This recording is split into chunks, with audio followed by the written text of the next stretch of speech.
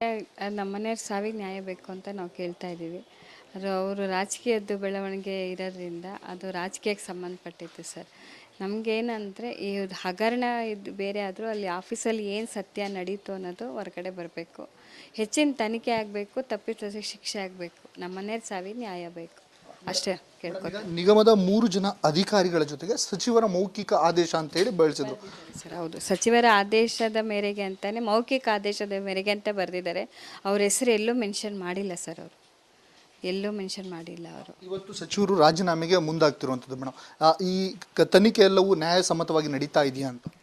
ನ್ಯಾಯವಾಗಿ ನಡೀತಾ ಇದೆ ಸರ್, ನಾವು ಇಲ್ಲ ಅಂತ ಹೇಳ್ತಾ ಇಲ್ಲ. ಬಟ್ ಇನ್ನೂ ಹೆಚ್ಚಿನ ತನಿಖೆ ಆಗಬೇಕು ಅಂತ ಕೇಳ್ಕೊತಾ ಇದ್ದೀವಿ ಸರ್. ನಾವು ಸಚಿವರ ರಾಜೀನಾಮೆಯಿಂದ ತೃಪ್ತಿ ನ್ಯಾಯ ಸಿಗುತ್ತೆ ಅನ್ನೋಂಥ ವಿಶ್ವಾಸ ಇದೆಯಾ ಮೇಡಮ್? ಸಿಗತ್ತೆ ಅಂತ ನಂಬಿದ್ದೀವಿ ಸರ್. ಆದರೆ ನಮ್ಮ ಮನೆಯಲ್ಲಿ ಆಫೀಸ್ ಒಳಗಡೆ ಏನು ನಡೀತು, ಅವ್ರು ಏನು ಅಷ್ಟೊಂದು ನೊಂದು ಏನಕ್ಕೆ ಅವ್ರು ಆತ್ಮಹತ್ಯೆ ಮಾಡ್ಕೊಂಡಿದ್ದಾರೆ ಅನ್ನೋದು ನಮಗೆ ಸತ್ಯ ಹೊರಗಡೆ ಬರಬೇಕು ಸರ್. ನಾನು ಅದನ್ನೇ ಕೇಳ್ಕೊತಾ ಇರೋದು. ಸರ್ಕಾರಕ್ಕೆ ಏನು ಕೇಳ್ಕೊಳ್ಳಿಕ್ಕೆ ಇಷ್ಟಪಡ್ತೀರಾ? ಸರ್ಕಾರಕ್ಕೆ ಕೇಳ್ಕೊಳ್ಳೋದೇನೆಂದರೆ ನಮ್ಮ ಮನೆಯವ್ರ ಸಾವಿಗೆ ನ್ಯಾಯ ಬೇಕು ಸರ್ ನನಗೆ. ಯಾಕಂದರೆ ಅವರಂಥ ಮನುಷ್ಯ ಅಲ್ಲ, ತುಂಬ ನಿಷ್ಠಾವಂತ ಅಧಿಕಾರಿ ಅವರು. ಅವ್ರ ಸಾವಿಗೆ ನ್ಯಾಯ ಬೇಕು ಸರ್. ನಾನು ಅವ್ರ ಪರವಾಗಿ ನಾನು ಕೇಳ್ಕೊತಾ ಇದ್ದೀನಿ.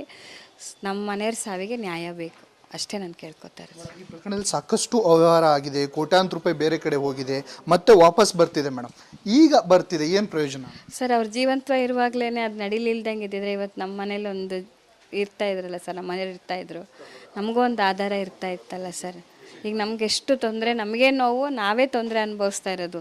ಸರ್ಕಾರ ಆಗಲಿ ಇದರಲ್ಲಿ ಭಾಗಿಯಾದವ್ರು ಯಾರೂ ಅನ್ಬೋದು ಇದಾಗಲ್ಲ ಸರ್. ನಾವೇ ಇದರಲ್ಲಿ ತೊಂದರೆ ಅನುಭವಿಸ್ತಾ ಇರೋದು, ನಮಗೆ ನೋವಾಗಿರೋದು. ಅದನ್ನೇ ಫಸ್ಟೇ ಹಗರಣ ಮಾಡಲಿಲ್ದಂಗೆ ಇದ್ರೆ ನಮ್ಮ ಜೀವ ಉಳಿತಾ ಇತ್ತಲ್ಲ ಸರ್. ಈಗ ಜೀವ ಅವ್ರು ಅಷ್ಟೊಂದು ನೊಂದು ಆತ್ಮಹತ್ಯೆ ಮಾಡ್ಕೋಬೇಕಾರೆ ಅವ್ರಿಗೆ ನಡಿ ಈಗ ಶುರು ಮಾಡೋಣ.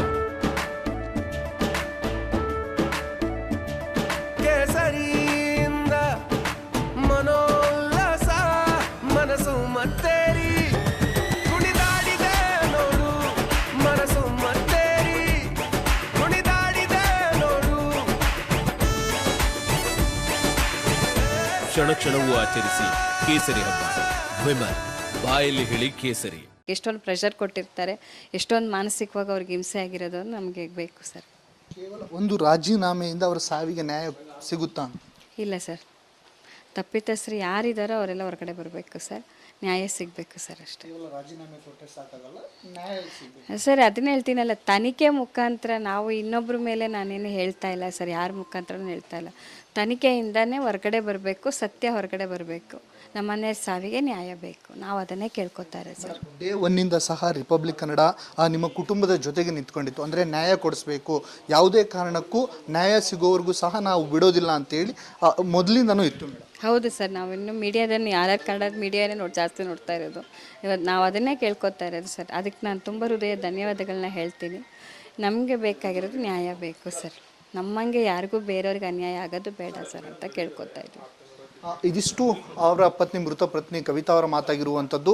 ಒಂದು ಕೇವಲ ರಾಜೀನಾಮೆ ಕೊಟ್ಟರೆ ಸಾಕಾಗೋದಿಲ್ಲ, ಅವರಿಗೆ ಕಠಿಣ ಶಿಕ್ಷೆಯನ್ನು ಕೊಡಬೇಕು, ಜೊತೆಗೆ ನ್ಯಾಯ ಬೇಕು ನಮಗೆ ಅನ್ನುವಂಥದ್ದು ಒಂದು ಕಡೆ. ಆದರೆ ಇನ್ನೊಂದು ಕಡೆ ನಮಗೆ ರಿಪಬ್ಲಿಕ್ ಕನ್ನಡಕ್ಕೂ ಸಹ ನಾನು ಧನ್ಯವಾದವನ್ನು ತಿಳಿಸ್ತೀನಿ ಅಂತ ಮಾತನ್ನು ಹೇಳಿರುವಂಥದ್ದು. ಕ್ಯಾಮರಾ ಪರ್ಸನ್ ಚಿರಾಗ್ ಜೊತೆ ಭೀಮಾ ನಾಯಕ್, ರಿಪಬ್ಲಿಕ್ ಕನ್ನಡ.